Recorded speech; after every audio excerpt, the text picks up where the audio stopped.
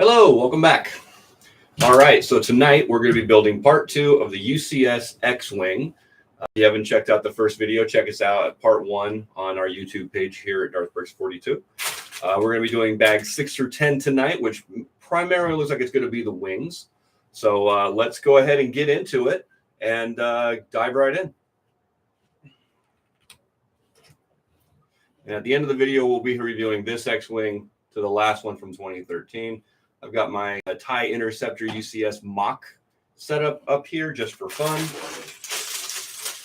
and because I like it. So hope everybody's having a good Tuesday so far. Staying cool out there in the heat.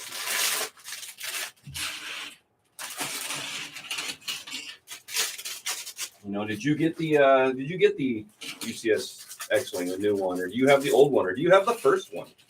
You know, let me know in the comments below. I'd like to know what everybody's what you've got in your collection. Obviously, you can see mine behind me to a small degree. If you're interested in seeing more, I did put a little part 1 through 4 room tour together for Instagram. If you want to check it out, it's also DarthBricks42 on Instagram, so it's both the same name. Keeps it nice and easy that way. So, but in the meantime, let's go ahead and just get into this build.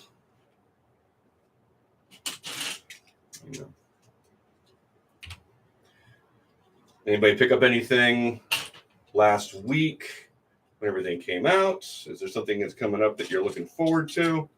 It's been a lot of leaks, a lot of rumors hitting the airwaves out there. The new Coruscant gunship looks pretty nice, like the color scheme.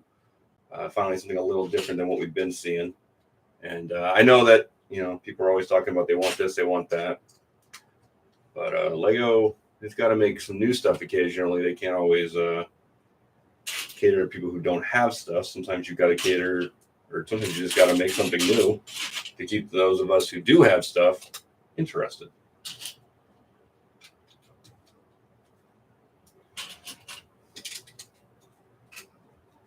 But, if you're going to get a gunship, if you want a classic gunship, you might as well just get the UCS one. That's, I believe it's still out. $350, $400 one, which is, if you're going to get a gunship and spend a couple $100 on one anyway, you might as well just, shoot the moon. Go for the gusto. So, hope everybody's having a good evening so far.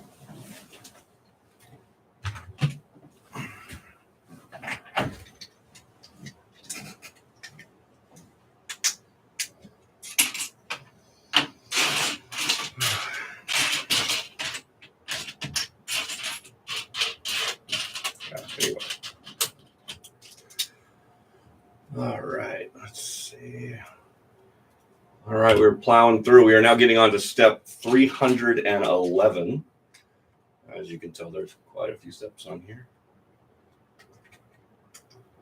Quite a few steps to the set.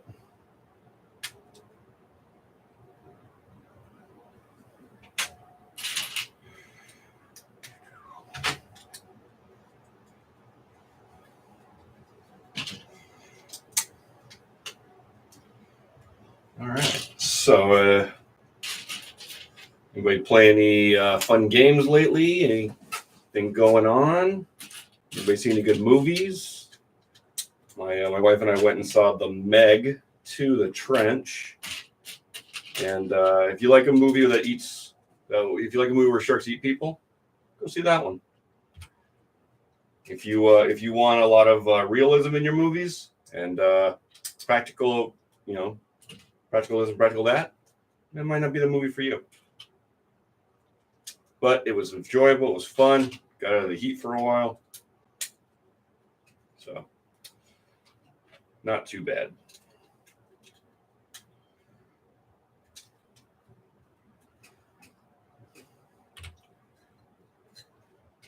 All right. If you're just joining, thanks for joining us. If you're watching this on replay, thanks for checking us out. My name is James, and I like to do this every week. On Tuesdays is preferred now. We used to stream on Thursdays. Now we stream on Tuesdays because I was constantly having to cancel streams because things would come up in life. So Tuesdays are an easier day for me. So here we are. Hopefully here you are too. But hopefully we got you going in one way or another. You got you going in the background or something. Got me on while you're building a set, playing a video game. I like turning on a YouTube channel while I'm playing video games.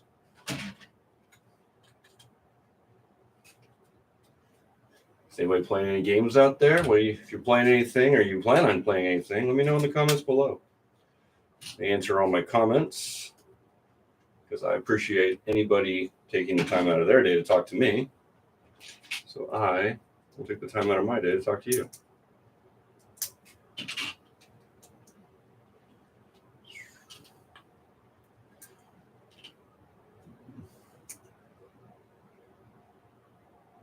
Yeah, he stepped off the base. He's safe. Any sports fans out there? Anybody interested in what's going on in the world of sports?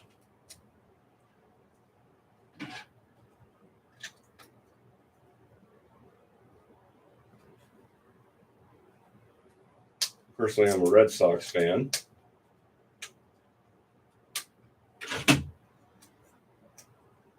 Following the team for some years now. Many years, I should say. Since I was a small child.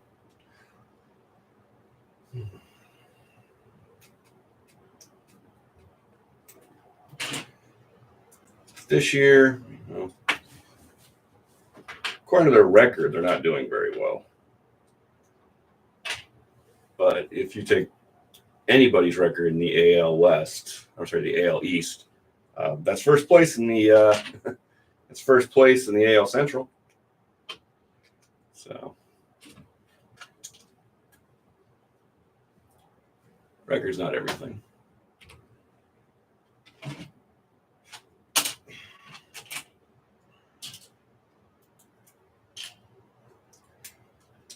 It's kind of like making movies. Not every movie's an Oscar. Every movie's going to be a championship. Sometimes you just got to ask yourself, am I enjoying the product that's being put in front of me? It's like movies. Am I enjoying the movies that are being put in front of me? I don't care about political thoughts or things like that. I just like for the movies to continue to be an escape instead of what people are turning them into.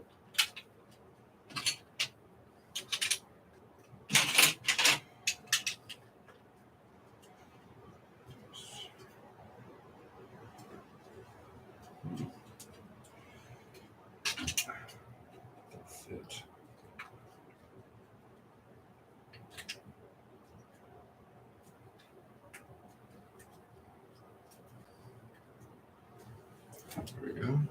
Getting those wings put together. I like how this time the wings are, they've got the panels a little more flat, where this one's a little more raised.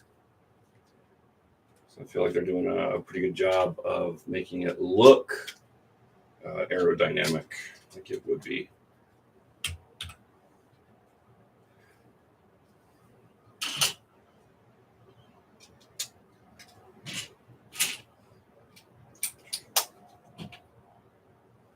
Hey, Braden, how you doing, buddy?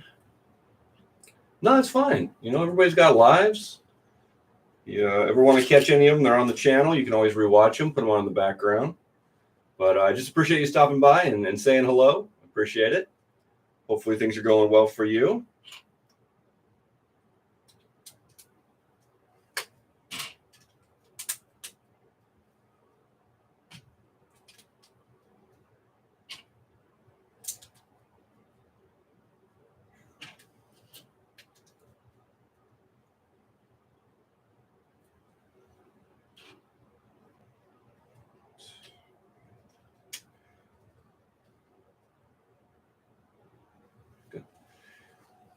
So if you're just joining us, we're building the new UCS X-Wing, one that LEGO released on May 4th. And so far, I'm enjoying the build. I think it's pretty cool. It's a very solid build so far. The body, I like the way they did the paneling on the sides, how it gives them those unique angles. The greebling on top looks pretty good. The greebling in the back looks good. I'm interested to see how the wing pattern holds up this time. It's a lot easier to move the wings around, the foils around this time than it was with the previous model. We had to keep cranking it.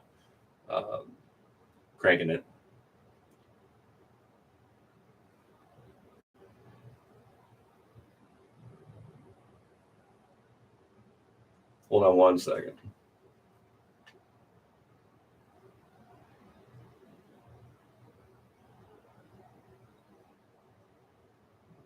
To read that later. Sorry, apologies.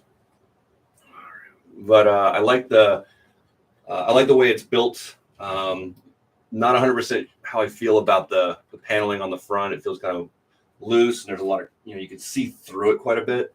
But we'll see how it looks in time. Like obviously the brick style build here on the regular UCS X-Wing, it's very bricks on top, not it's not styling or not paneling. It's just very built on, and it has the little angles. So when it's all done, we'll see how it looks when we do the comparison. All right. Sorry about that. Let me see where I was.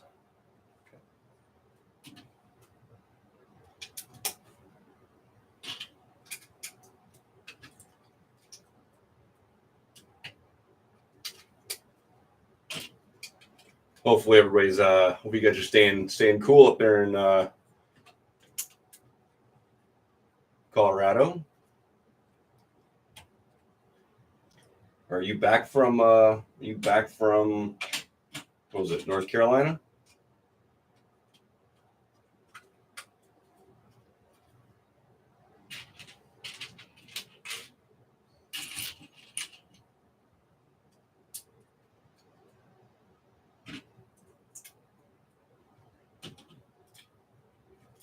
Good. I'm glad. I know Sadie's happy to have you back.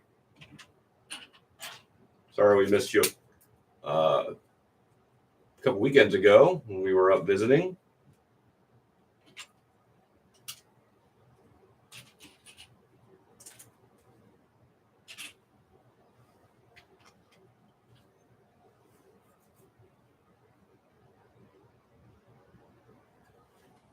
Building the wing? Is that what your question is, Elena?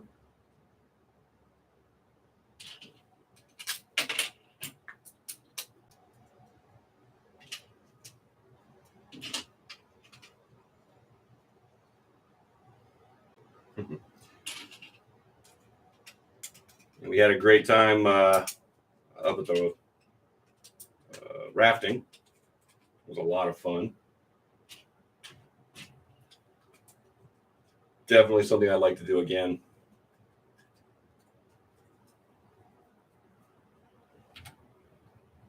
And I'm sure I wasn't the only one.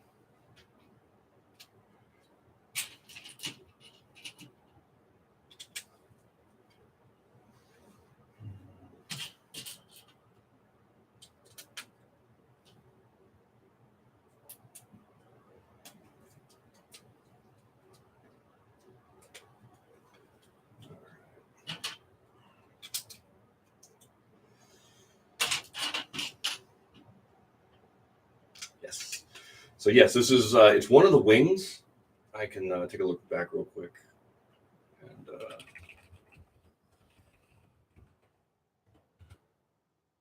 going to be a top wing, possibly. Hard to tell exactly which wing it's going to be. But when we're all said and done, it will be a wing. And I know this is where a lot of the controversy about this set kind of started coming from when it was first announced. The box image, in which I'll be honest, box image is are never the best. You know, we see a box image and we're like, oh, that looks weird, that looks this or looks that. I've never done sets justice. That was actually something when I worked at Lego and when we would build display sets, and people would come in and are like, oh, that looks way different than it did on the box or on the picture. It's like, yeah, it's like 90% of the time the set looks very different than it did on the box as far as what you're able to take away from it as far as like the aesthetics of it. Size or, you know, a flat 2D image is really not a great representation. So if you really want to know how a set looks, you got to build it, or you got to go see it built, or watch it get built. That's my favorite one. Watch it getting built. Hey, Sadie, how you doing? Thanks for joining. Sweet. You'll have to send me a picture of the hoodie.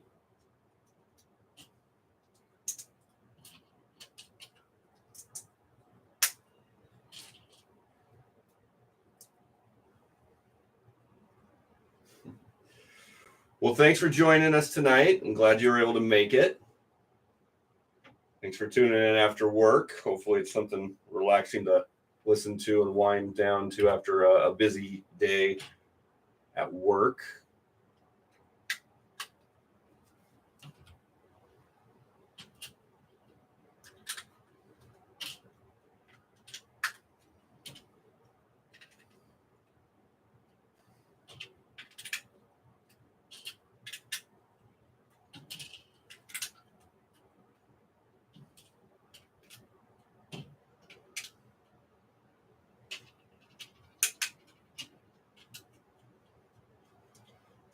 So already the big difference you can see, because right now obviously I'm building the wing, but I'm building the engine, and you could already see the difference between the engine on this X-Wing to this one.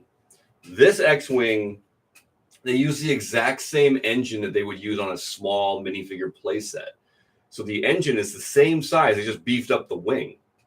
So the wings look huge and the engines look tiny, but you don't really think about it. So when they scaled up the engine on these new X-Wings, it made the wing look tiny. But when you look at how the sets are, like the play sets, the wings aren't very big. This wing looks massive compared to how the play sets look. So all in all, you know, it looks like they're finally getting the specs down to the correct size. You know, they beefed up the engine. They built an engine instead of just using the pods or the circles for the engine this time around. Sorry, I got the baseball game on in the background, so I keep looking up to see the score, and every time I look up, it just keeps getting worse.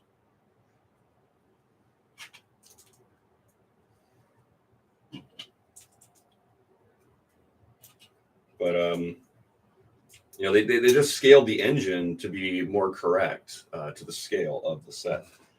So like I said, I like that they scaled it up. So that way it looks a little more appropriate instead of it being like this gigantic looking engine, or I'm sorry, these tiny engines on this gigantic set. But when we're completely done, we're gonna get a real good look. Obviously, when we set them side by side, we're gonna know for sure which ones we like better, which one we like better, and which one we're gonna keep. Oh man, I gotta stop looking up, because you know, if you don't like something after you build it, sell it, move on. You know, don't dwell. You know, if I don't like this, or I don't feel like it's as good as the original, or I like the original better, I'll throw this one up on eBay and, you know, collect my, you know, X amount of dollars for it, because you know you're gonna lose a little bit because it's open, but you know, take that money and then put it right back into another Lego set. You know, it's kind of like you're paying to rent it to a degree. It's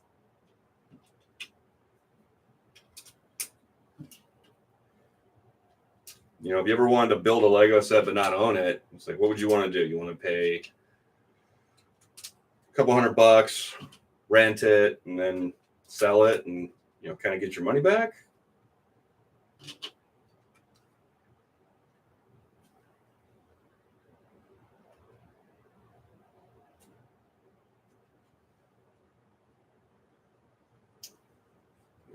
I am never a fan when they do this. I do not like when the bricks, so you've got like the 1x2 tile and it's only over one stud, so it doesn't move around. So let me catch up on the chat real quick.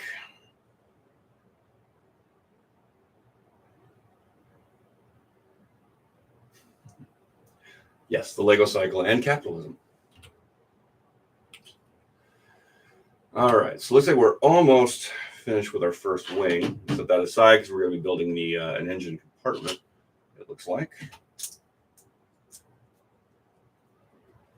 Is anybody building anything, or is anybody planning on building anything fun soon?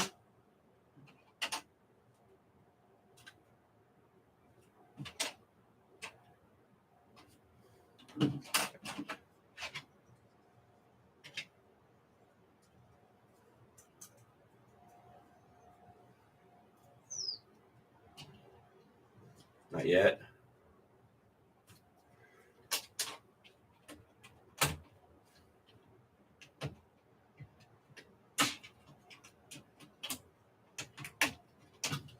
So I don't know if these are new elements to Lego. They're new elements to me.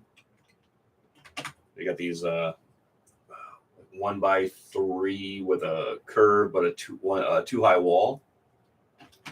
That's just going to make the engine compartment.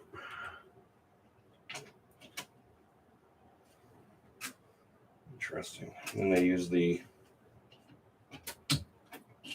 studs not on top method with actually wedging 1x2 tiles in between bricks. So for an example of what I mean, like it looks like this. So it's like it's wedged in between the studs instead of being attached with studs. So it's linked in by the sides. So that way you can get that cross pattern out of those parts, which is pretty neat. Again, that's the designers doing excellent creativity of what they've got, and getting out of the mentality of it can only build one style one way.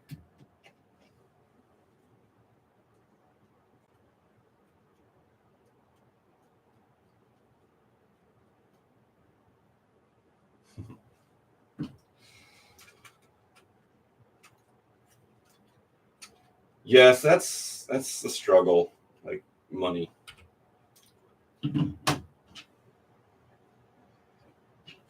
It's the root of all evil. It makes the world go round. It's this, it's that.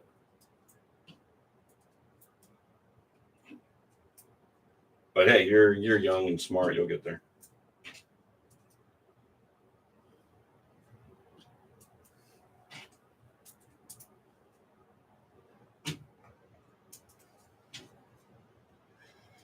You're young. Take time.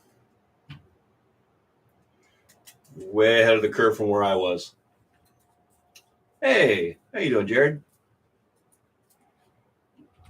Thanks for clicking on and checking out the video. Tonight we're building the UCS X-Wing.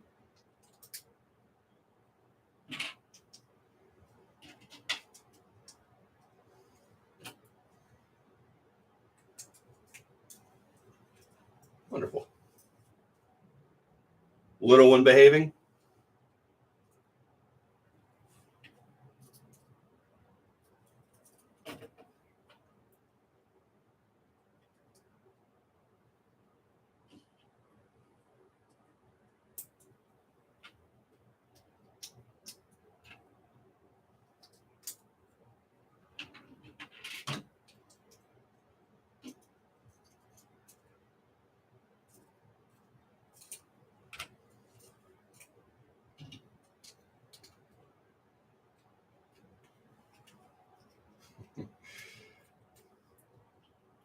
Well, that's good. They can crawl up the stairs. They're just not allowed to fall down them, right? That's how it's supposed to go.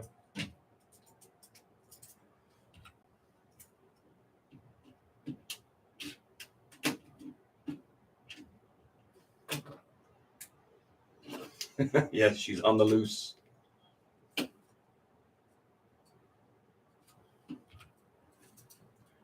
All right, so this has completed the laser or wing weapons for the X-Wing.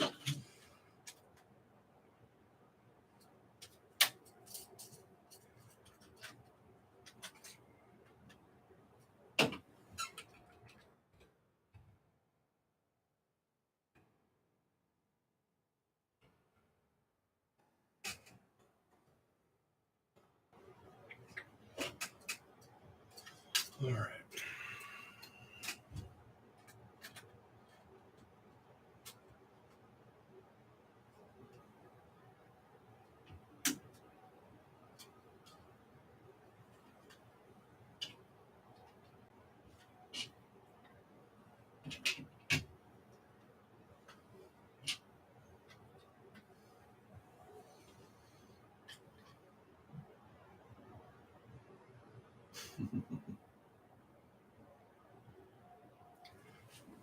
So I'm about to attach the first wing here momentarily after I have to apply a sticker.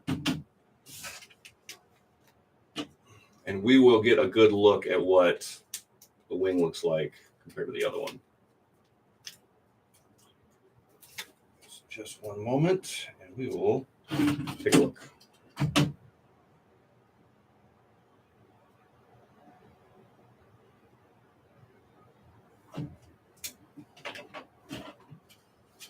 There we go. All right, so this is the bottom wing.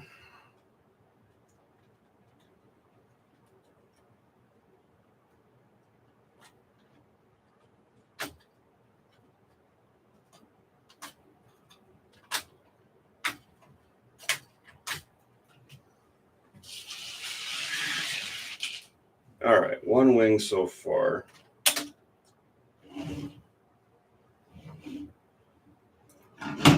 So,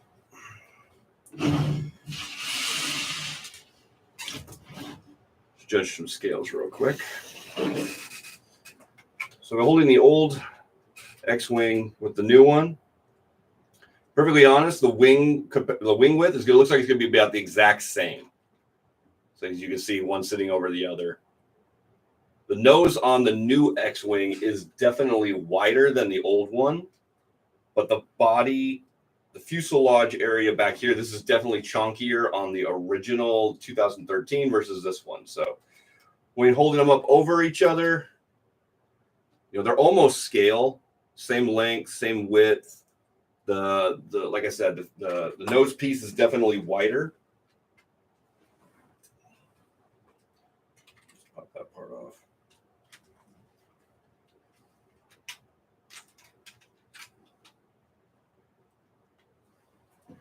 So they're going to be about scale to each other, not too different, which is good for anybody who, if you're replacing one with the other or looking to upgrade, you can pretty much check to see the dimensions of it from here. Okay.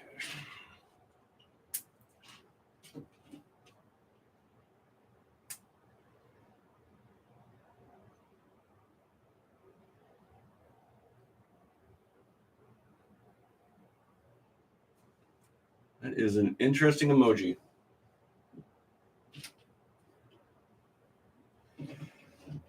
All right, so I got diving flippers, fins for the weapon as well.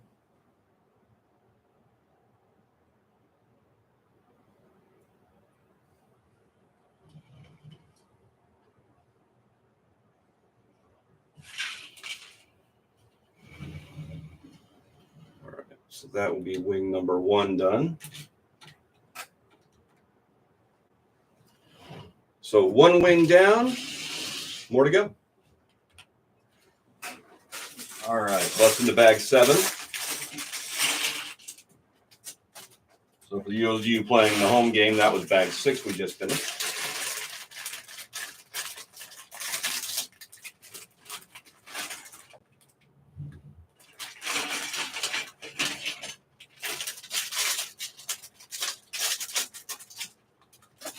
No.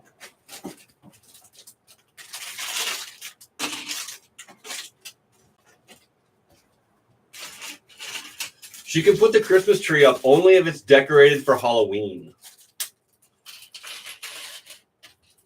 Thanks for popping in, Jared. Have a good time.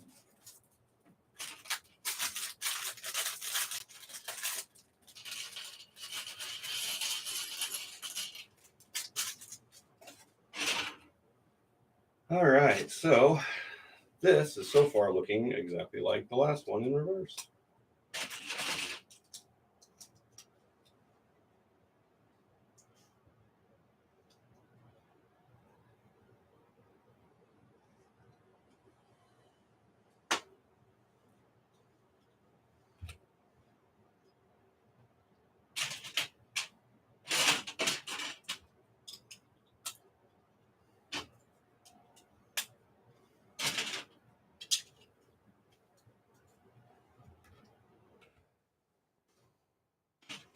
Yes, Christmas. We love it here.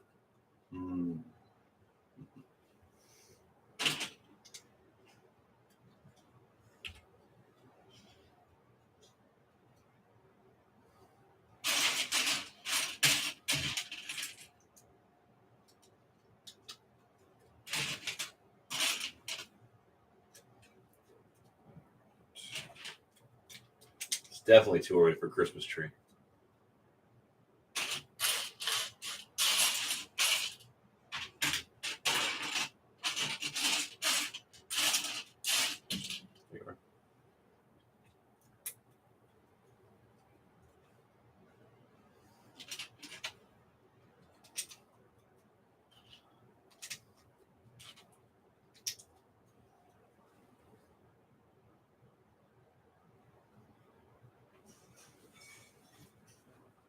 There you go. Mac and cheese is never a bad dinner.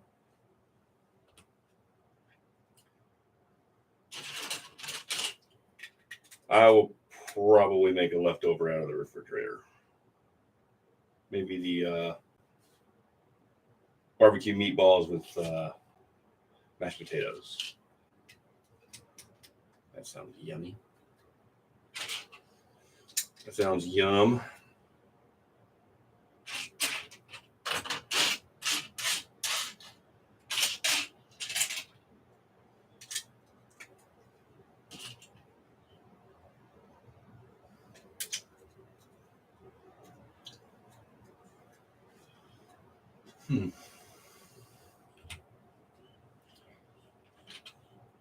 Well, for those of you keeping score at home, it's 9-3. Boston is losing. We need to put on our rally caps.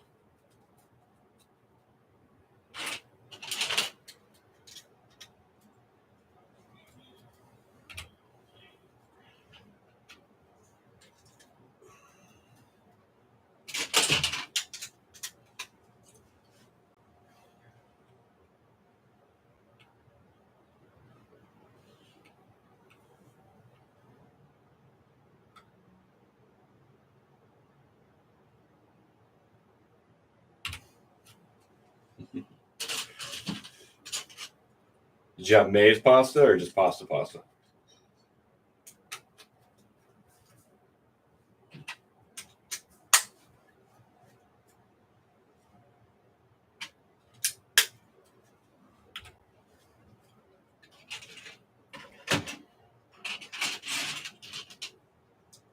Maize pasta. May makes good pasta.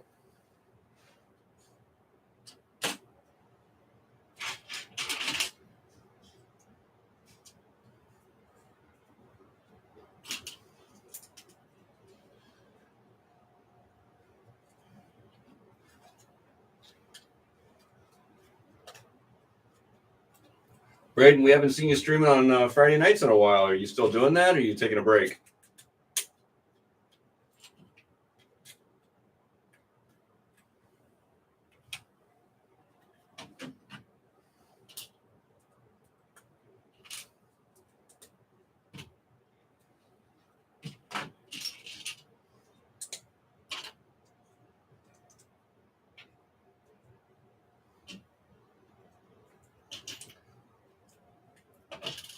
So the core value of the wings are all going to be the same. So the nice thing about building those is you start getting used to which steps you're going to be able to follow, so you can kind of start moving ahead.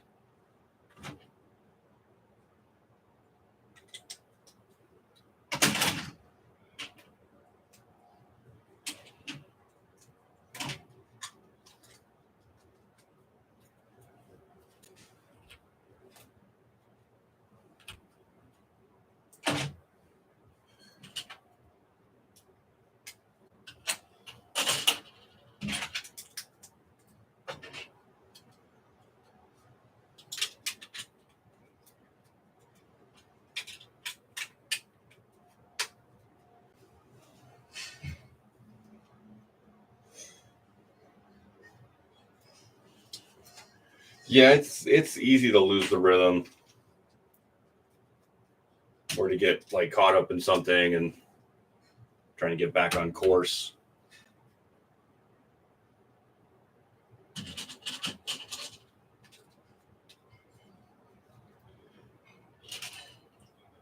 Elena and I just started playing Diablo 4 this past weekend, Friday night to be exact.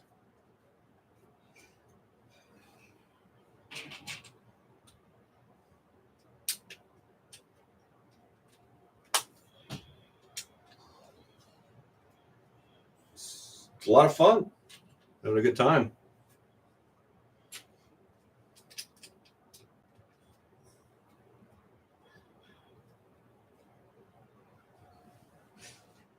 I like it because it's cross-platform, so we were able to play. We were playing last night with my friend Gary, and Gary, he's an Xbox player, and I'm a PlayStation player. So we never really get to play a lot of games together because I'll let you do the math.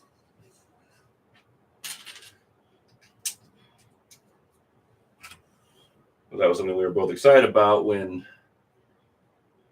Diablo was announced to be cross-play. So he got the game when it came out, so he's way ahead of us. Like, he beat the game a couple times. Now he's playing through season progressions and stuff like that. And so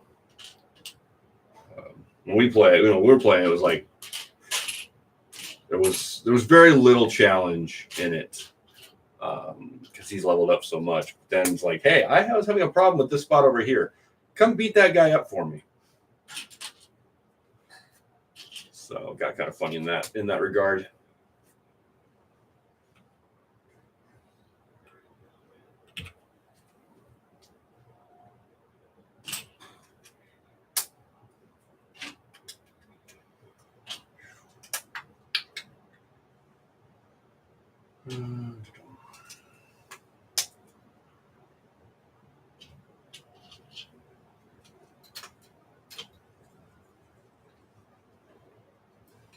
All right. Missed the step.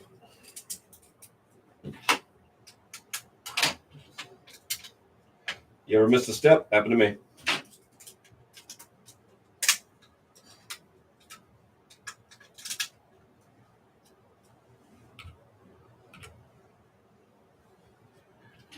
Fixed it.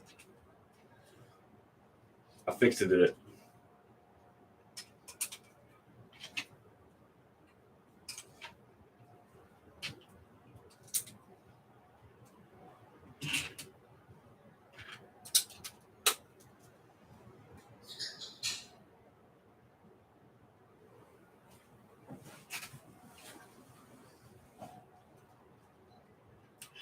Yeah, he was just carrying the team last night.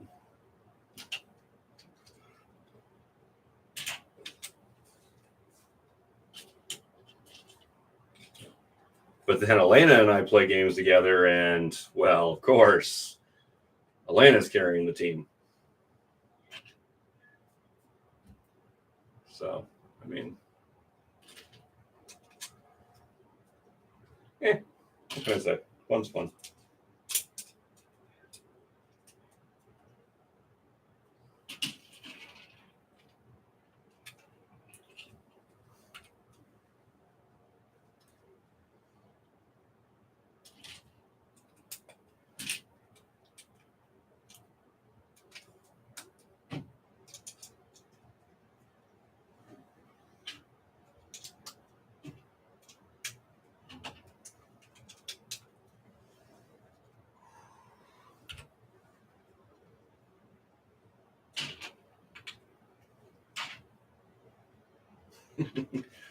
Obviously.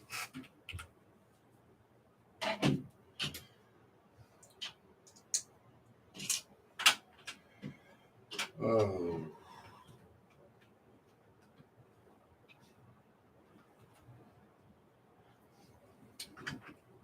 You guys were pretty even. She must have been like, holding back. She didn't want to damage your ego. We men are very fragile, especially at a young age.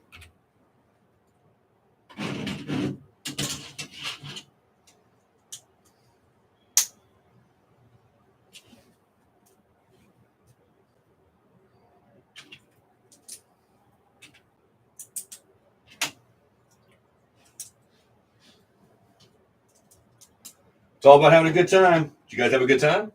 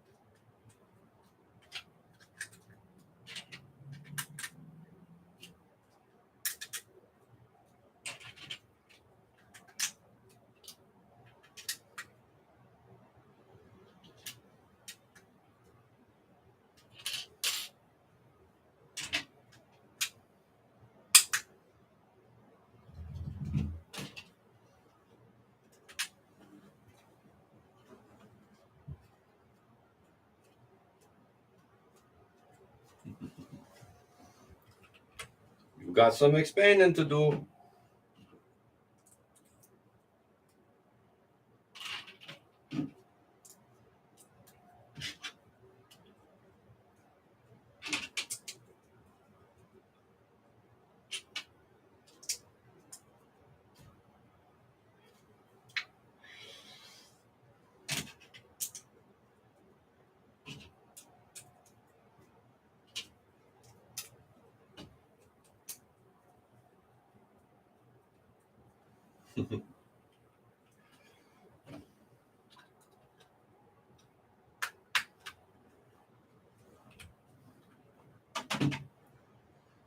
Got to show off your skills, Sadie.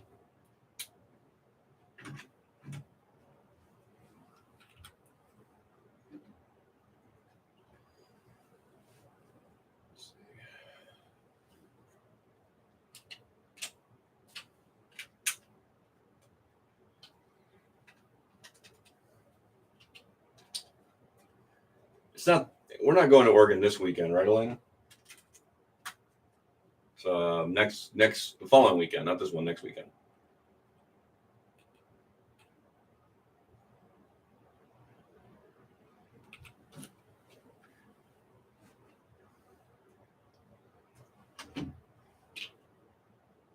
Exhausted by work.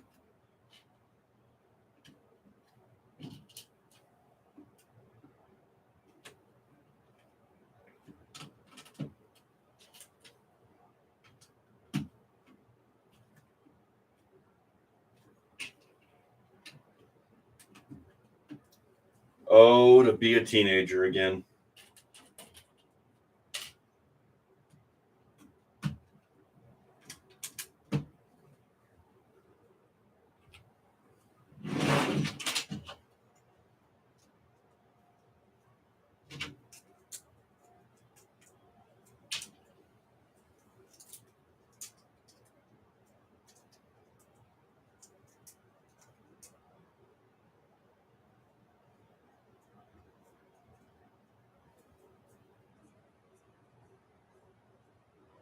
Okay. I haven't been up to Oregon in a while. Probably been over a year for me.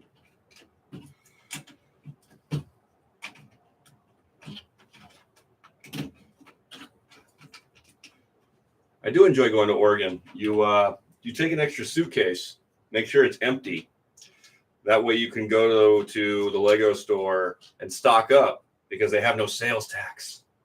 And bring it all home. That way it's kind of like you're saving money.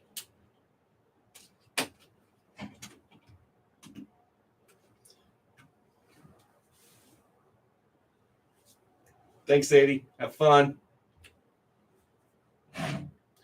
All right, second wing is completed. Now we are going to go ahead and do the weapon.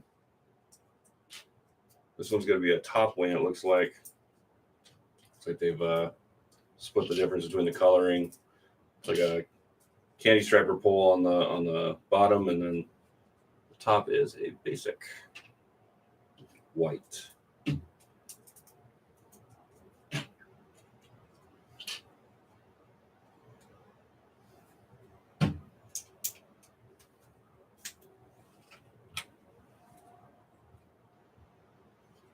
That'd be cool.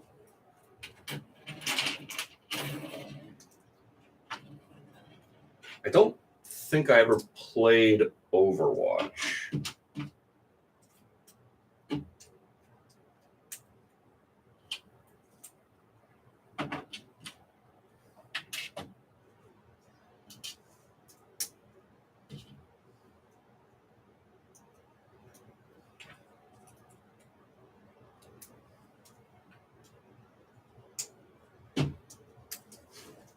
I'd stream Diablo, but I don't want everybody to watch me getting beat up.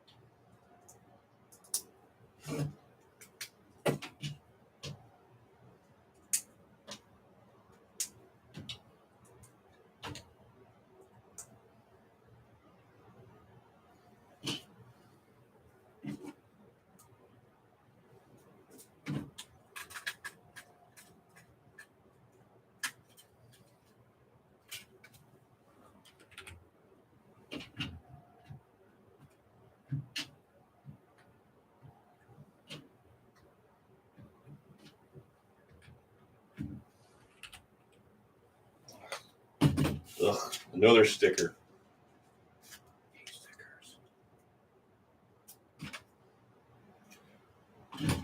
But that's the last sticker. Interesting.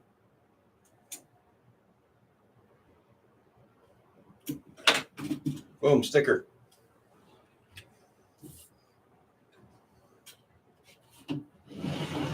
Okay, so this one goes on the bottom side, so it's not a top wing.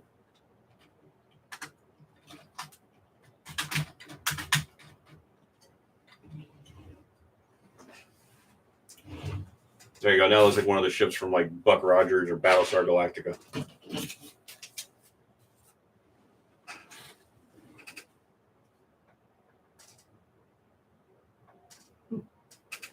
I never noticed that. So on the box art, they did on this one too. I never noticed. But yeah, they do the candy striper on this one, candy striper on this one, candy striper on this one. So they're not on like bottom, top. Never really realized that until now. To get the we'll get everything straightened out and lined up better once we're completed. But we're now going on to bag number 8.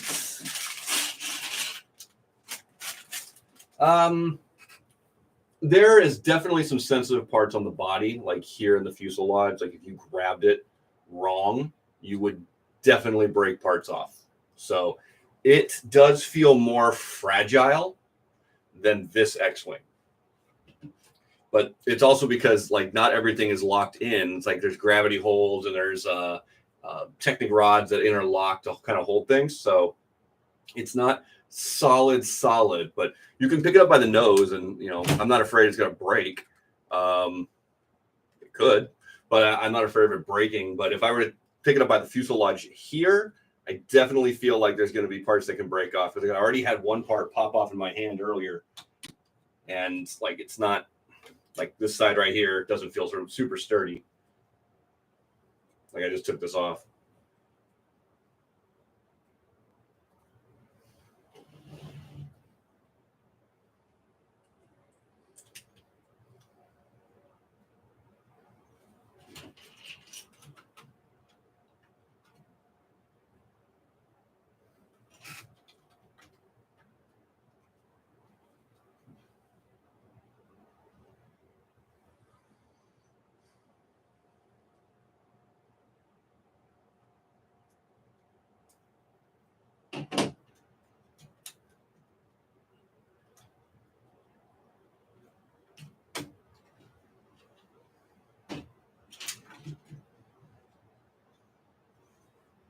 So there are parts, to answer your question, that do feel very fragile.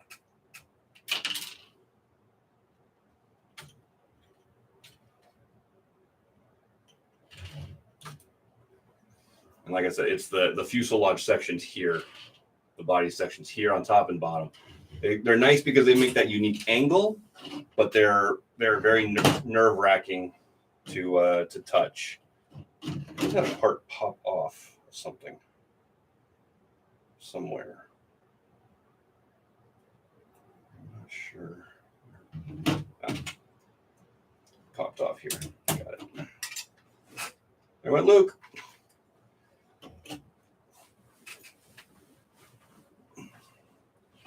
There we go. All right, so back to the video after the blunders of me touching things. So to answer your question, yes, it does feel flimsy in that the paneling on the sides here can pop off if you grab it, because they're only held on by two bricks. So it's not a super sturdy lock. Definitely the type of set that if you were to give it to a small child, you would be fixing it constantly.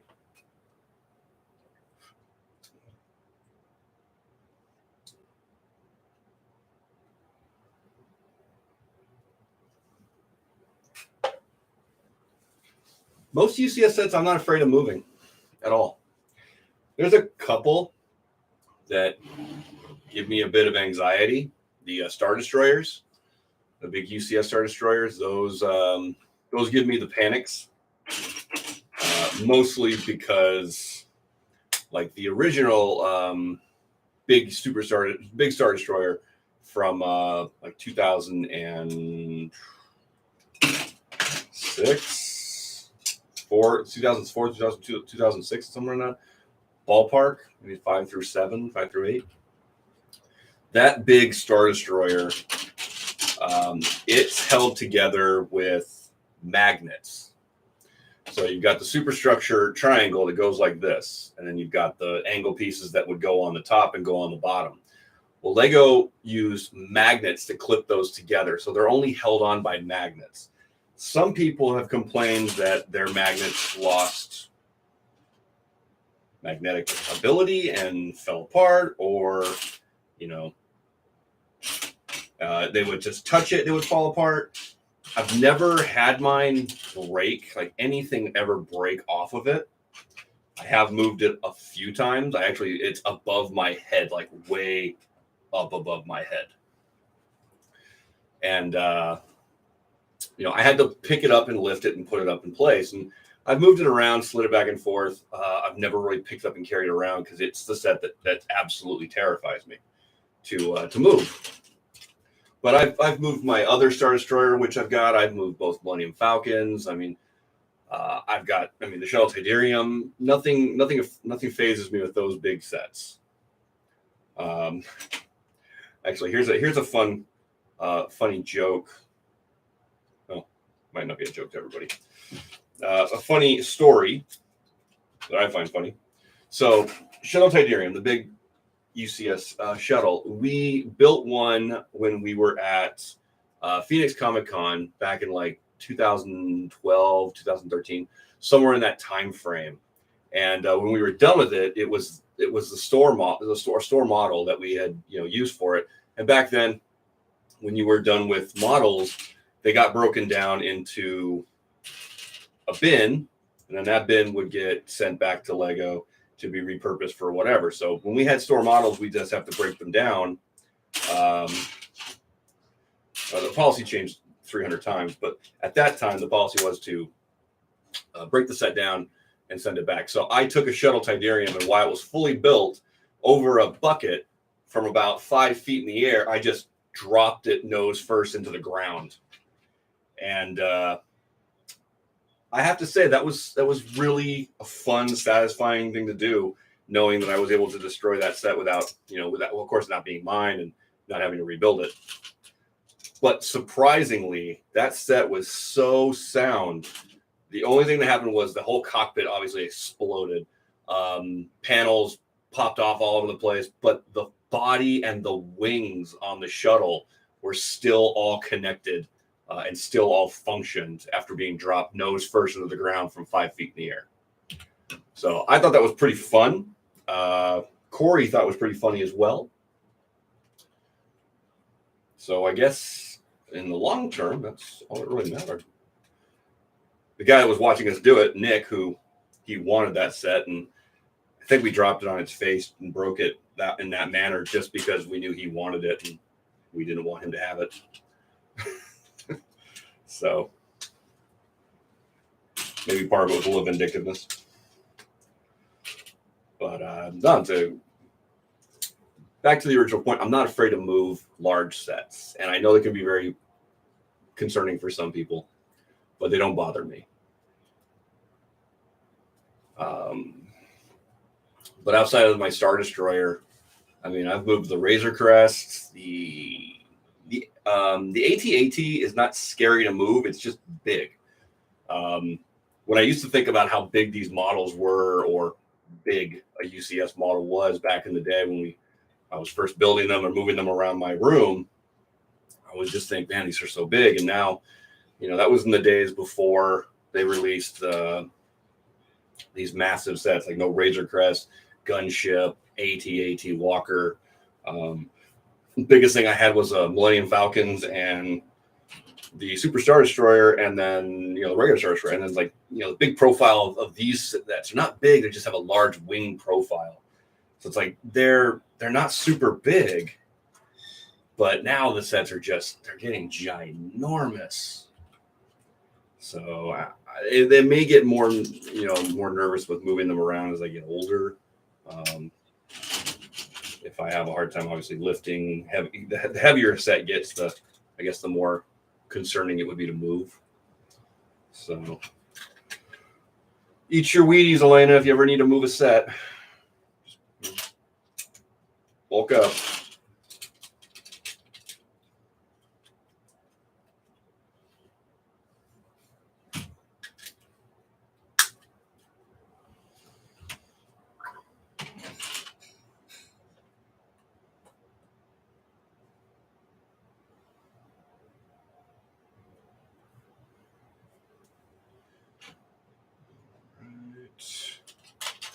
Moving along, but keep the comments coming. I love answering questions.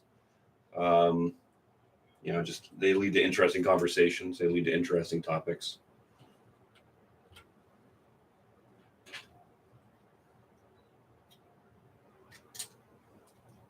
So thank you for your questions, and thank you for your comments. Keep them coming. Love them. I'll be honest. I mean, when nobody's talking to me in the chat, I have to think of things to try and improvise talk about. So I sound like a crazy person, or I should say, a person who just sits in a room talking to himself. Even though obviously I'm talking to people who are gonna watch the video eventually. Well, Red Sox just lost, so I guess we can go ahead and turn that off.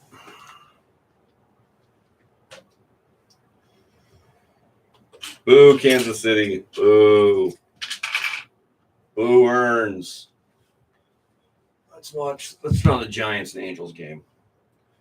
Got a friend who watches those.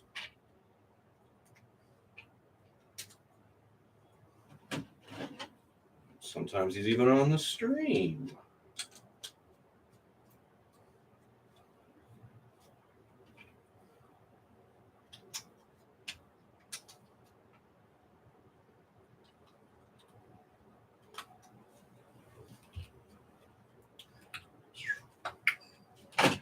All right, moving right along, making progress. Here we are, about just over an hour into the stream.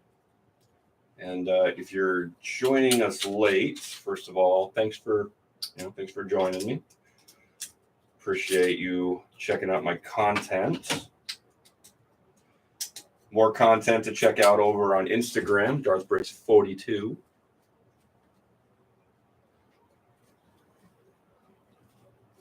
You have any questions, comments, concerns, runs, hits, or errors, let me know. I appreciate all comments I get from people, and I answer my comments. My philosophy is you're going to take the time out of your day to talk to me. I am happy to take time out of my day to talk to you.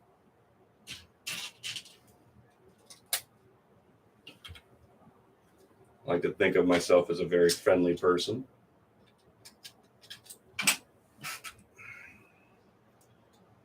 Whoever says otherwise is a filthy liar, and you should never listen to them. Kidding. I'm kidding. You were born in Kansas, like Kansas City, Missouri, or Kansas, the state of Kansas?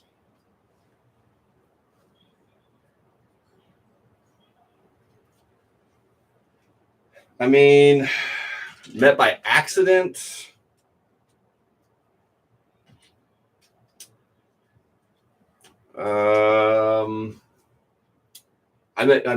Person I met on accident, complete accident, when we were working, it was like the 2013, Phoenix Comic Con with the 501st, and Corey and I got there early. We were doing our setups, making sure that our display area was good, nothing was moved, nothing had been bothered overnight, getting everything set up, because we had a very large display presence, but at the time, and so we're just standing around looking at things, looking at other people's stuff really quick, and we just look over and we see somebody kind of circling our table.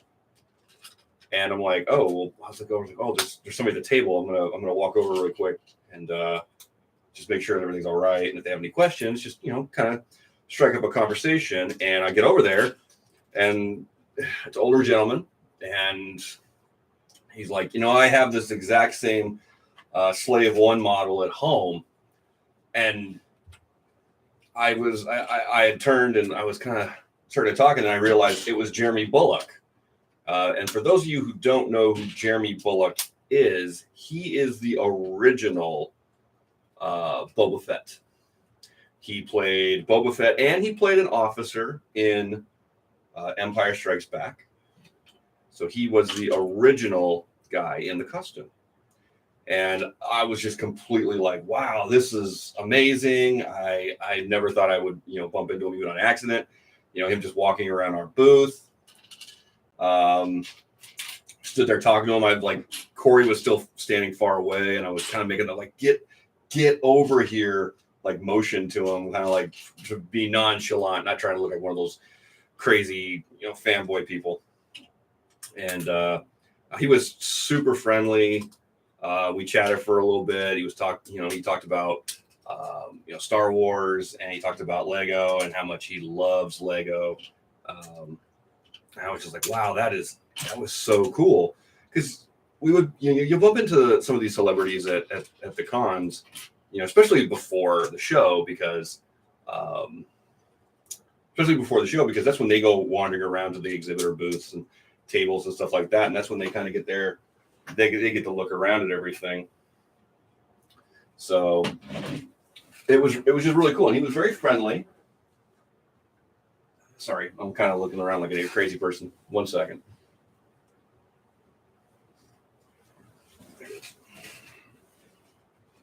He was looking around at everything and he was talking to us.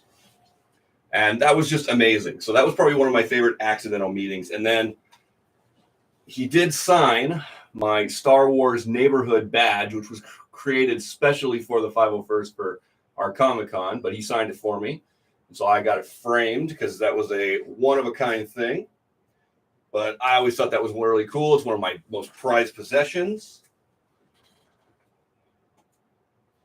And that was probably one of my favorite celebrity accidental meetings. So to make a long story super long, I did not pay to meet him. I did pay him for his autograph. He's the only celebrity I've ever paid for his autograph because, that's what he was there for. That's what he does. And I was fine, but it was only like $20. So I was like, it wasn't even very expensive. But I don't like asking people for autographs. So that's why I was like, I'm going to get his autograph. I'm going to get it. I'm going to go pay for it because that's, in my mind, it was a respectful thing to do since he was there to make, to sign autographs and make some extra money for himself. So to make, like I said, make a long story really long, Jeremy Bullock is probably my favorite accidental celebrity meeting. But I've met a few celebrities, not a ton. I've met a few. I still think the craziest celebrity I've ever met is probably still Crispin Glover. For those of you who may not know, that was the guy who played George McFly in the original Back to the Future movie with Michael J. Fox and Christopher Lloyd. He was nice. He was just out there. Very particular. Let's call it that. So that's the words for it. I met him when I was working for the Alamo Drafthouse Cinema. We were doing some showings of his films. And it was a big showing / Q&A. And he was very adamant about no cell phones and no photography and no this and no that. So Lauren, our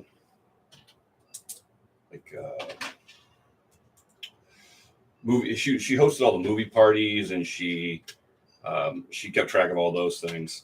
She asked for help out with that to make sure that that he was kept happy, because obviously you fly a celebrity in and do this and do that, you want to keep them happy. So I got to babysit an audience for the evening and late into the night for the Q&A.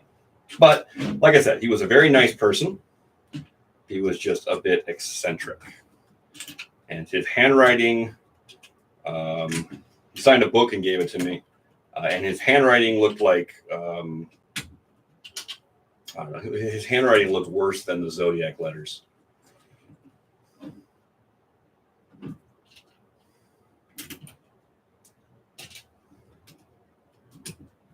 Walter Koenig was really nice. Nichelle Nichols was very nice. George Takei was very nice. Sam, I can't remember his name. His last name starts with a W, but he voiced the original. He voiced Darth Maul in the Clone Wars. He played Doomsday in Smallville. I got to meet him. He was again at the. He was at Con, and he just happened to be walking by the booth after the event shut down, and he was looking around and stuff. And everybody loves Lego, so everybody was drawn by the Lego tables in the 501st area. So he came by. It was a thrill to say hi.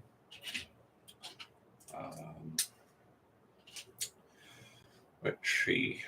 Who else?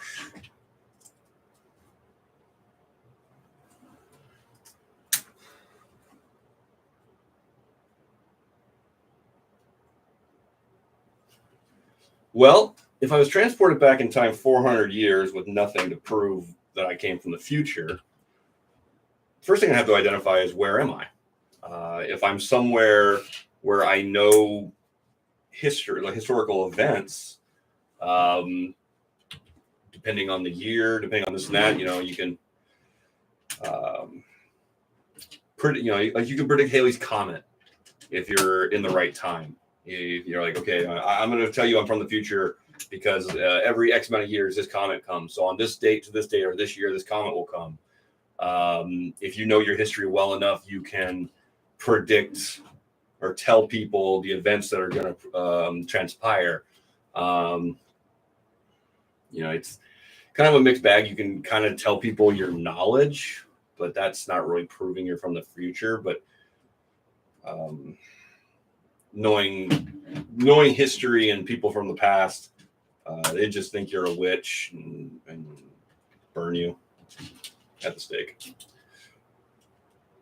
So for those of you thinking about going back in time to try and prove to people that you're from the future, it's going to be tricky. But the best way to do it would be with knowledge of upcoming events, future events.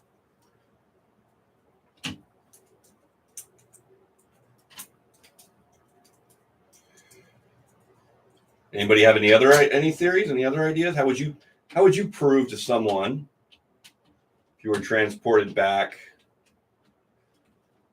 400 years, which would put you at what, 1623, which North America's already been discovered. The conquistadors are going crazy. 13 colonies have already been established here by England, France. Let's see. I think Jamestown has already been established. So you can just kind of continue to show off more knowledge. Zombie apocalypse. I get one weapon. A tank.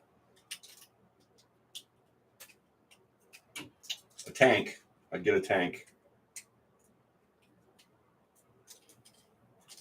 Is that technically just one weapon?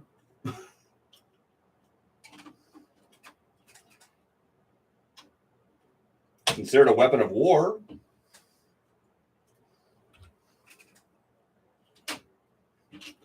What are your thoughts? Weigh in the comments. Do you think if you were in a zombie apocalypse and you got to choose one weapon and you chose a tank,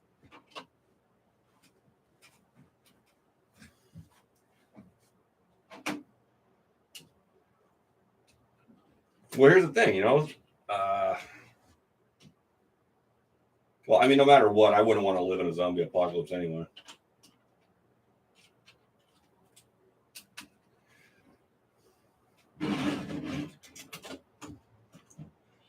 Because, there's a zombie apocalypse, and that just means there's no Lego and no hot toys, and it's all over.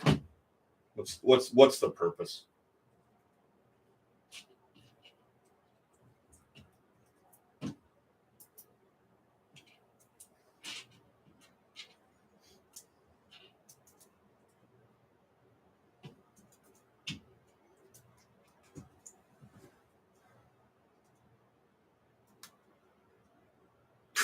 So you'd have a gun, a flamethrower, and a spike. Isn't that 3 weapons? And you're complaining about my tank? I think somebody's playing fast and loose with their own rules here.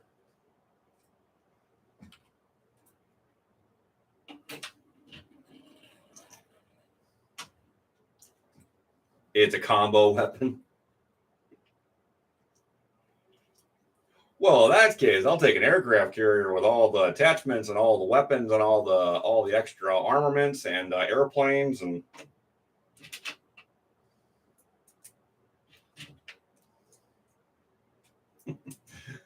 If we're just playing fast and loose with the rules here.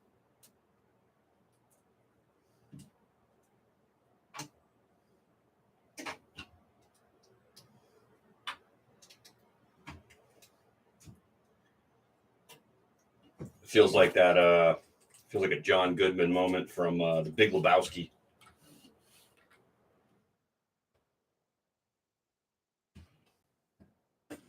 When they're in the bowling alley and he's just flipping out about the rules.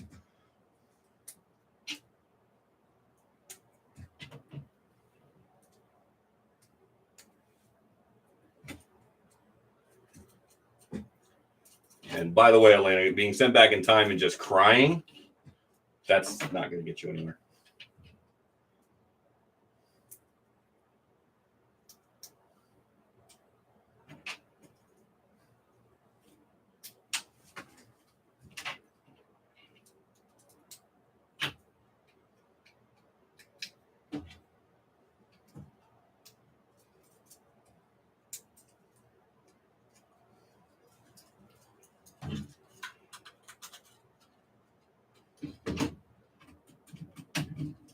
But then again, history doesn't play super favorable when it comes to nice ladies.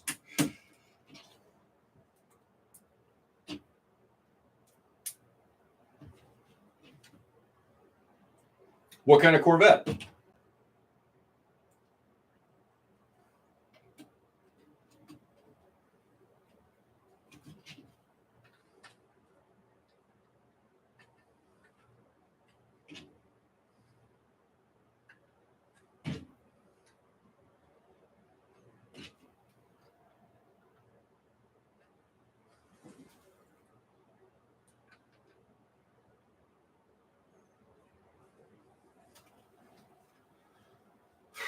What would I prefer, a goat or a llama? I don't know which one tastes better.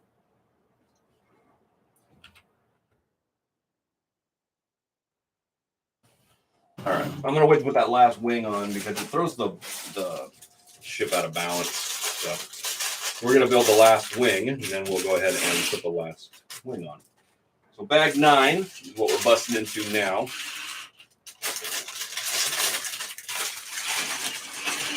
Nine will be the final wing, and then 10 is going to be the the back of the engine. Evil. You guys gotta live. It's not the worst thing I've ever eaten. I had McDonald's last week.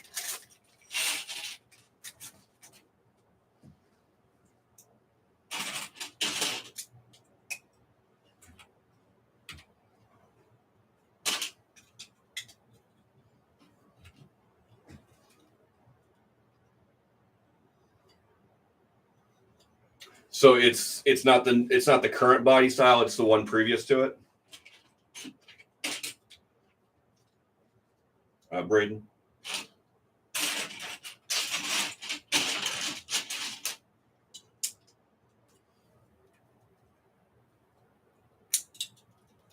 So I would put it the C7 body style.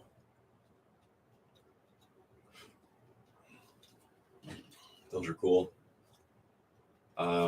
My buddy Gary, he's got a what's that, C3 body style.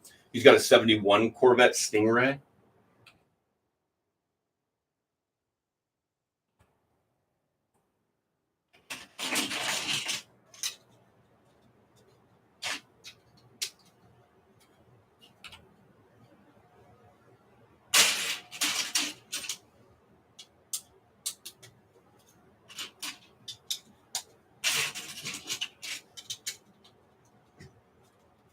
But did you see the Braden? Did you see that Lego just released the C1 body style, 1950s Corvette convertible, red with the white accent? Absolutely gorgeous Lego set.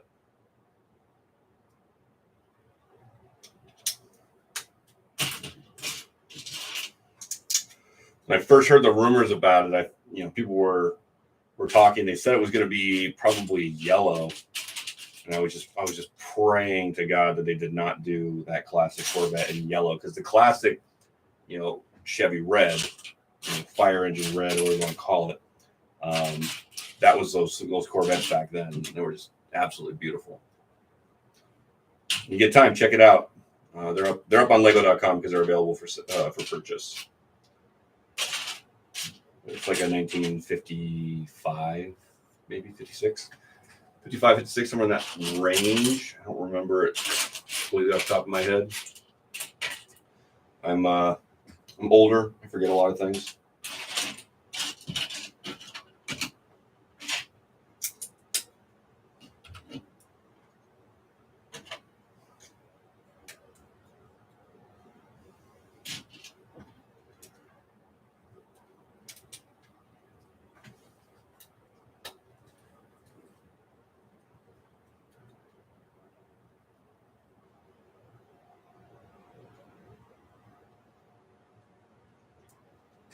kind of helps, kind of doesn't.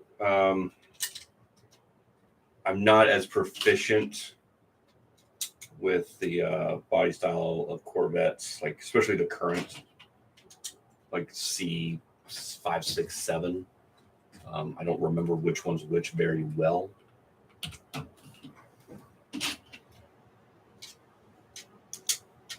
But I appreciate them very much. I'm more of a classic cars kind of guy. You know, something without a computer and has a carburetor instead.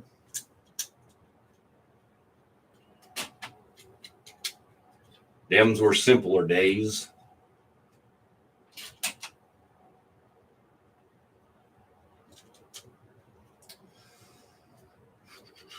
Does anybody have what's everybody's favorite type of classic car or car period? Personally, I love 1970 Chevelle. Absolute beautiful car. 454 Super Sport, though. There are many different versions of all the cars, because models. But 454 is my dream car. Love to have that. 67, 68 Camaro, 69 Dodge Charger RT. Anybody who grew up watching Dukes of Hazzard, stuff like that, you know, loving the Charger is really a rite of passage. So, not a classic muscle car, but I do really like the DeLoreans, the '81 DeLorean. They were underpowered and plagued with their own problems, but the DeLorean is awesome car. Back to the Future, really made it big.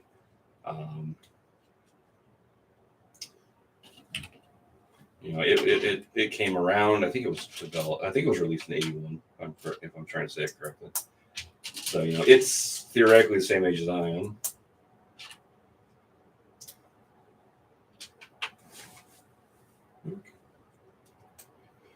But very cool car. The gull wing style doors that open up, really unique for that time frame. Never really saw anything like that.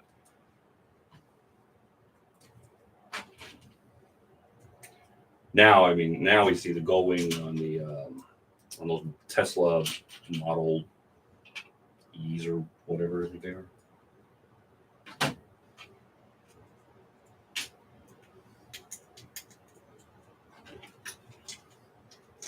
Also, when we were kids, if anybody out there remembers the TV show Mask, they had that one car that flew, and it would open up its gull wing style doors, and those would act as like the wings. So,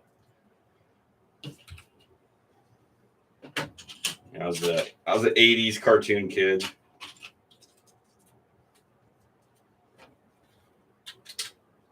Best part of the week: Saturday morning cartoons and a bowl of cereal. Which crazy shit if you think about it. We're kids. Our parents couldn't get us out of bed Monday through Sunday. Sunday through Friday. Couldn't get us out of bed early if you tried. Go to church, go to school, go this, go that, whatever. Couldn't get us out of bed. Saturday morning, 5:30, 6 o'clock in the morning. We got a bowl of cereal sitting in front of the TV watching cartoons. It was the good old days.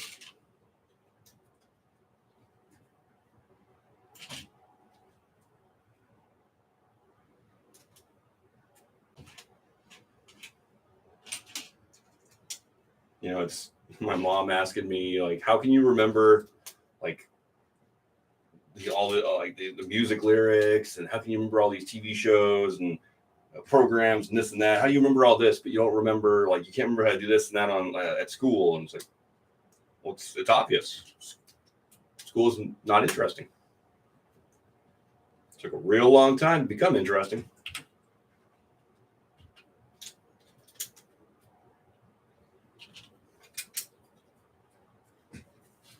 '70 Dodge Charger. That's a classic RT right there.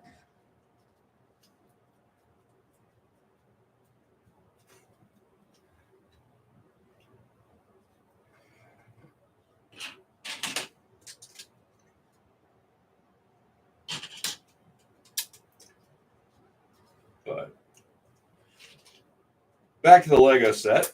Still working on another wing. Obviously, building these 4 wings, it's like 80% of the build of the wings is all identical. It's when you get to there's a slight variation per wing to keep you from being able to build these things, 2 or 3 at a time. So I know this is my wife's favorite part of a build, is when you have to build the same thing over and over and over again.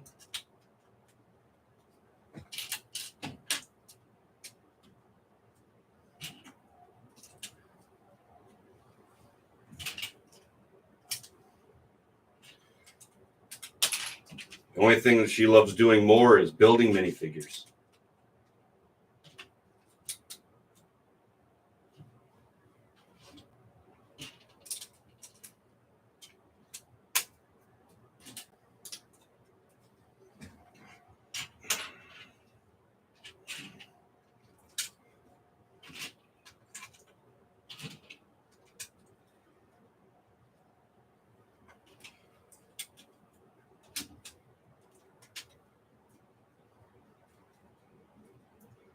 See, you heard her say it. Sure is. It's what she loves the most.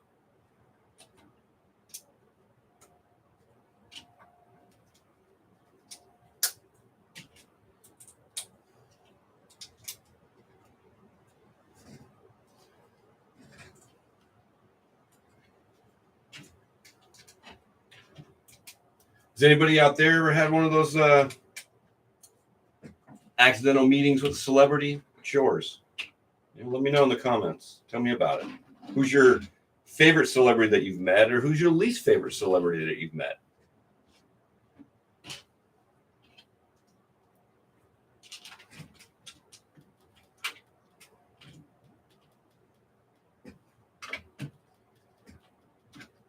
My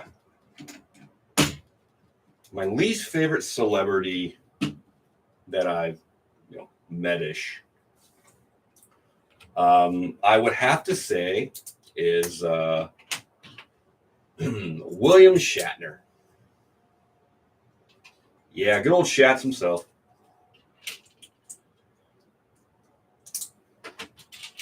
I remember when I was a small child, and I know this is going to sound rather odd. I'm building Star Wars set, talking about Star Trek. But when I was a kid, I grew up on Star Trek. Next Generation was my jam. It was my crew. But I also really enjoyed the original series and the movies, because that was the core. That was the OG team. And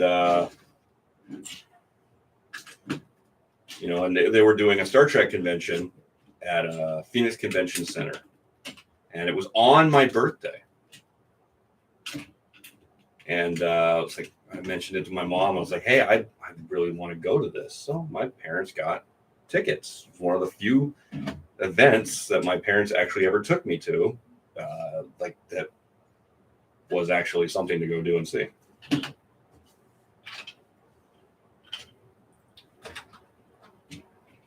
And, Shatner's there, and he gets there. I want to say he gets there late. We had to wait a while for him, which, big shock. And, he gets there, and, they start doing the Q&A portion. And, Shatner's up there talking, and blah, blah, blah, blah, blah.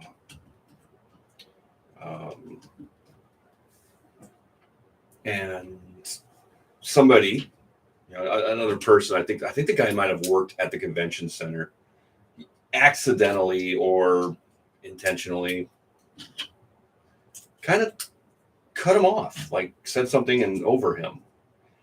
And, that pissed off Shatner. I'm sure. Pissed off most celebrities, maybe. But, Shatner told the guy, he said, if there weren't children here, I'd tell you where to stick that microphone. And, I'm not an idiot child, despite what my grandmother may have said. But I can read in between the lines. So right there, it's like, wow, that's awesome. I think it was my 12th, 13th, 14th birthday, somewhere in that ballpark. And it's like, wow, what a guy. So that was very awkward, pretty silent in the auditorium after that. If you want to get his point across that he was, he was not the friendliest guy, he definitely got his point across. And it was years later at Phoenix Comic Con that somebody I knew, I'm not really sure if they're a friend or what anymore, but he did a whole bunch of mosaics of the classic Star Trek crew, and he was getting them signed, and he got Shatner's because Shatner was there, and Shatner's autograph looked absolutely terrible looking autograph that he got and paid a ton of money for, because guys like Shatner and other actors who big A-list, or people who think they're A-list actors who go to these cons, it's supplemental income. But his signature just looked like ass, and I had heard reports, not just from Dave, from other people, that Shatner was drunk or at least very inebriated. And it's just like, oh man, it just sucks. And I was like thinking back on my memory, is like, yep, that sounds like the guy I saw at the convention, or we met at the convention that one year. It was like, oof, that man needs Jesus. But so I would say, make a long story even longer again, but it's not like my captive audience is going anywhere. William Shatner is probably one of the least favorite celebrity encounters I had. I was shocked. This is a deep cut. Will Wheaton. I got to meet him at a con as well. He was running late for his panel, and he was trying to get through the exhibitor hall really quick. And I don't know, I thought I was being funny. But I saw him, and I knew he was running late. So I stopped him. And I just was like, hey, I really liked you Star Trek. I liked you on Stand By Me. And he actually stopped and thanked me and chatted with me for a minute before he excused himself politely to get going to his booth that he was already late for. So it's one of those, it's like, wow, that happened. You expect him to be like, I don't have time to talk to you, I gotta go, and just completely blow you off. And that's what you're kind of expecting, and to not get that, you're like, huh, well, that's different. So Will Wheaton, very nice, very friendly guy. Was very impressed, and made me like him, as an actor more than I originally did.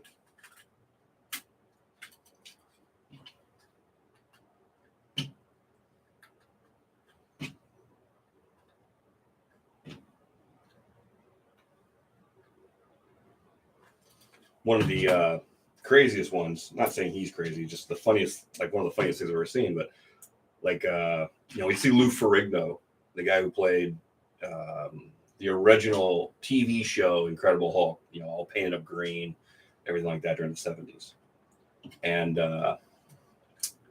he played the Hulk, but he goes to these Comic-Con conventions all the time. And he is one of the nicest people at these things. Like, it was just funny because I saw him picking up people because they're like, "Can you pick me up?" And he'd pick them up just for fun. And it's like he'd pick them up, lift them up almost over his head, and it was funny.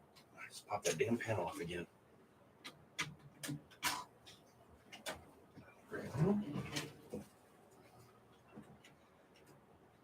But it was just funny because you could tell he was having a good time, like doing it and being, that guy. And to some people, he's always going to be the Hulk and so on and so forth. And I say yay.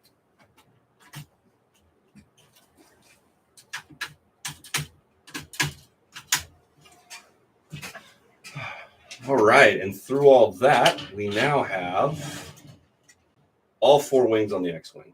Let's go ahead and close those wings up. Some assembly still required, apparently.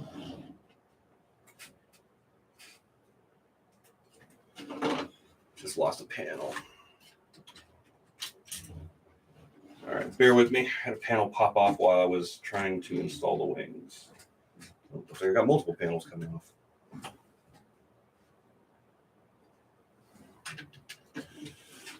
Yeah, this thing has definitely got some fragility to it, especially now with the wings on.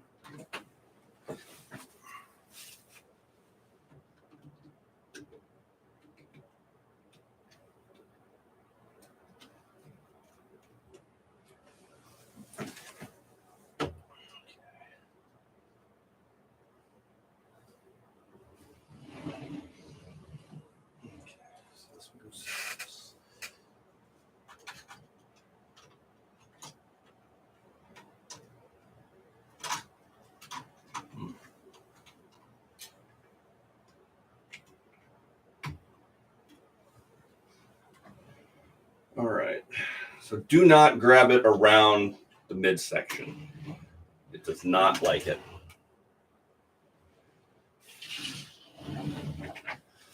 All right. So the wings close very, very smoothly. Not sure if you're seeing that transition here on screen. Move some of this stuff out of the way so I don't keep bumping into it.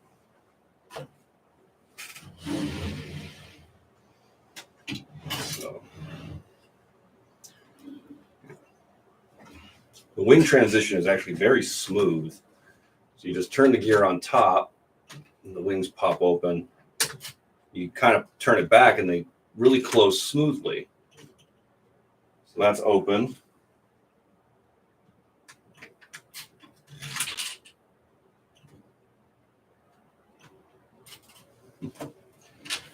That is not a good sign. That keys keep popping off on its own. So this set is much more, I'll say, fragilely finicky than the other X-Wing. I'm going to take the TIE Interceptor to the floor real quick. Now bear in mind, we still got one more bag to do. We got the last bag. It's going to build out the engines back. We'll put our X-Wings up here side by side. So this one, remember this one has the gear in the back that you turn, and it slowly closes the wings. So the stand for this one's a little higher.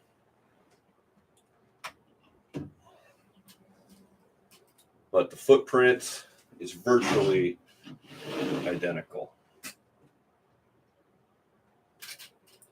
between the two sets. The width is darn near the same. The wings are about the same. It's the engines. The engines were built bulkier, and the nose is definitely bulkier on this new one. Where the original, it's definitely got a little more bulk in the engine, like the back. The fuselage area. This section right here is definitely chunkier on this one than this one. This one got really big in the back. This one actually stays about the same size and then tapers slightly as it goes forward. So when comparing the two side by side, this one aesthetically looks better overall. Like the greebling, the coloring, the mix between the smooth and the studs. It's got a better look. I like the fact that cockpits is not stickers. The few stickers that this set has is very minor. But they got the engines. The engines are bigger on these. So I do like the new engine style better, but looks more accurate to me. It's more screen accurate. Concern that I have, like I said, rubber bands is what holds a lot of this stuff together. I just keep grabbing all the wrong places to grab things. Rubber bands is what holds the tension here.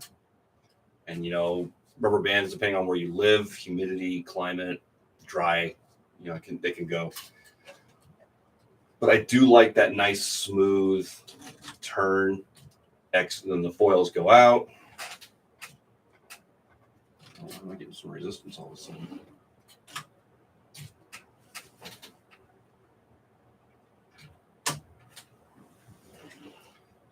So I like the nice, and then when you just turn it, man, I'm getting some massive resistance all of a sudden. What the hell?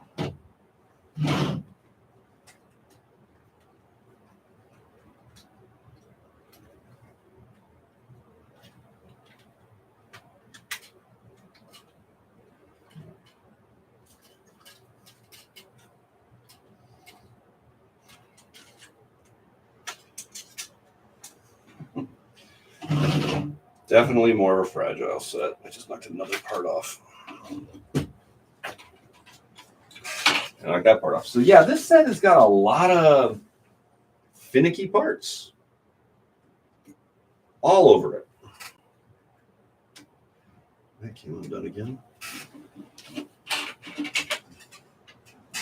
This just came apart.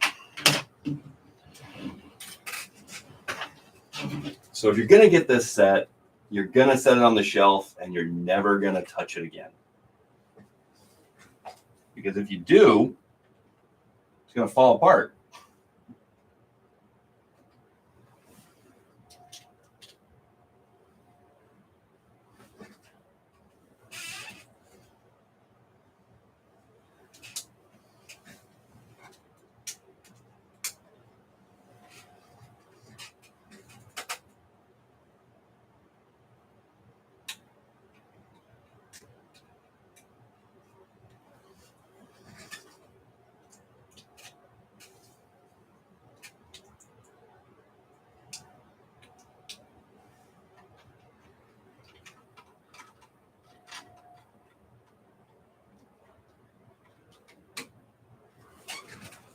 All right. So I'm going to stop screwing with it. Because every time I touch it, it breaks. So we'll go ahead and move on to bag 10. And we'll get the engine pieces for the back finished off.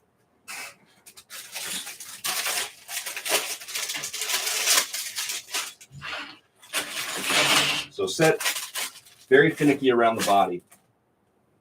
Very fragile.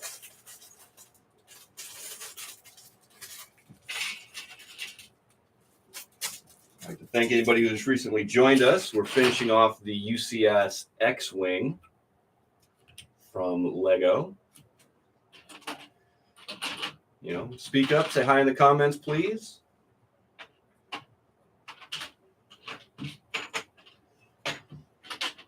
Appreciate any and all conversation topics and feedback.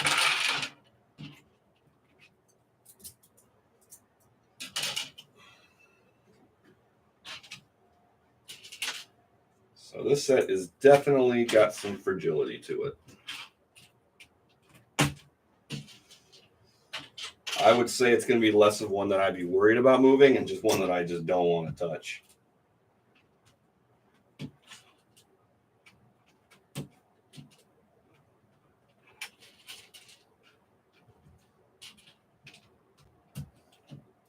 Definitely not a set for children. Definitely not a set for somebody who wants to touch it a lot, to be perfectly honest. I don't recommend. If you're somebody who's buying it and you know you want to build it with your children, great. But it's going to be very fragile. It'll be very difficult for kids to probably handle at points. So there'll be points when you're definitely going to have to build for them and also maneuver things for them. Because they'll get upset and angry very quickly, I believe, with this model. Which, that's a first. I've never had a LEGO set, like especially a UCS set, be this fragile. Like every time I touch it, something is very finicky. I'm sorry, this set, not this one. This one's fine.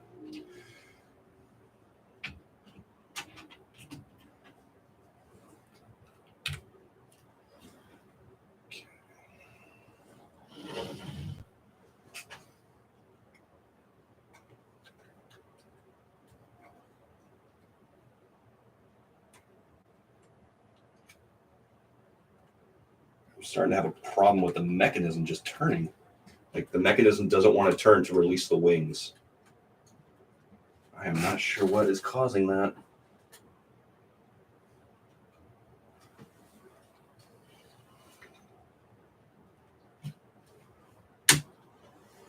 Like that took, you saw how much effort that was taking. That took way too much effort to try and close that.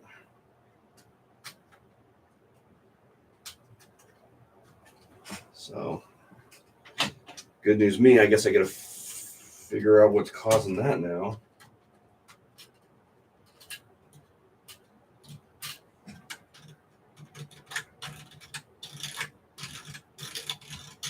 It's free turning well here, but it just doesn't like the lock. So, that's problematic.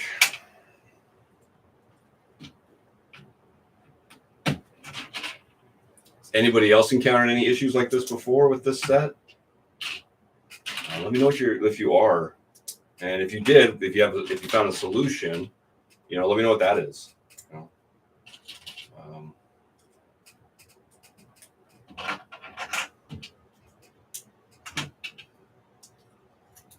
The last thing I want to do is take the wings off, but I will if I have to. Maybe something fell, got loose.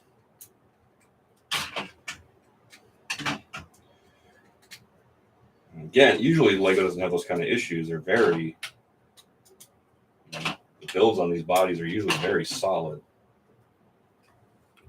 Maybe with the panels, maybe moving these panels, I move something or knock something loose. I guess I'll have to double check. I'm supposed to be doing this 4 times, right? Yeah, 4 times.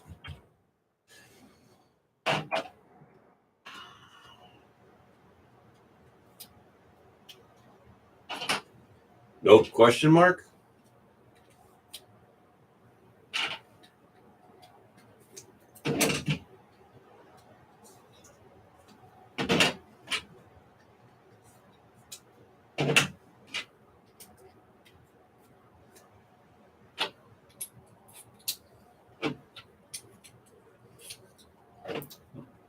Angels and Giants game, 4-3. Became a game. It was 2-0 when I turned it on.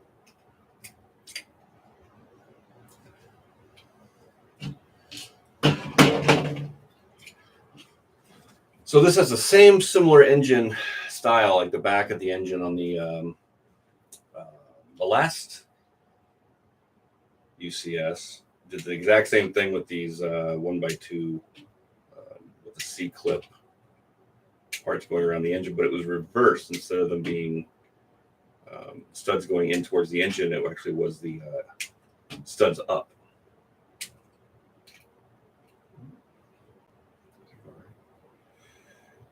And I am all sorts of just like brute blow with the set. Knocking pieces off left and right. So that's how the back of the engine is going to look. And these pods will all plug into the back of the set like that.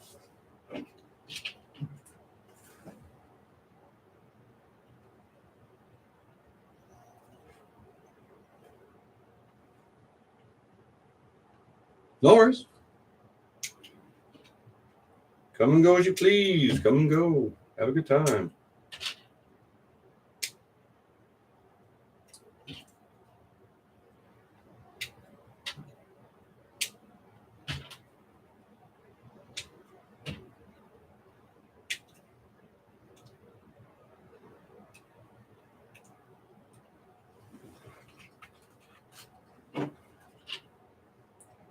We're almost done. We just got to put on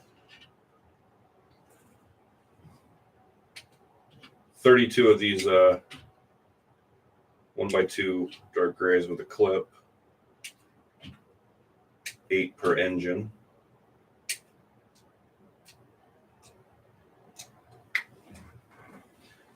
Get all those locked in.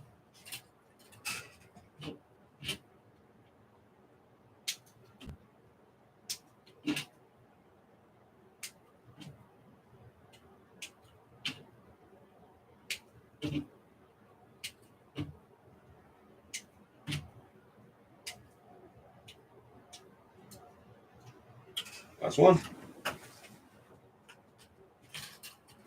All right, so that's the back of the X-Wing. I'll show you the back of this one as well, so you can get a comparison.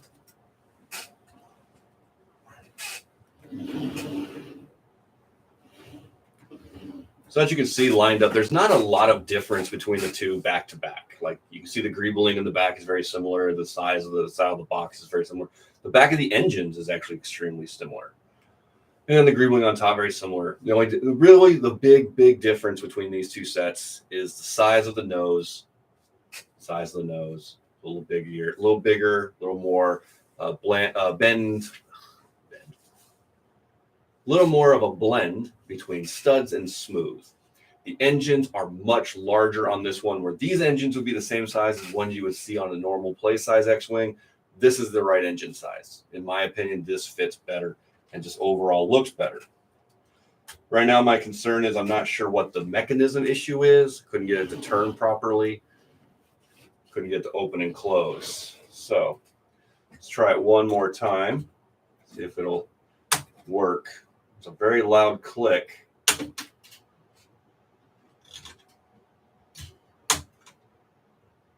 It's very tough to turn the gear. That does not sound good. So I'll dig in, tear it apart, take a look at it, see what I can find, see if something came loose, something's knocking into each other. Could just be the weight of the wings. Like I said, my concern was that rubber band system.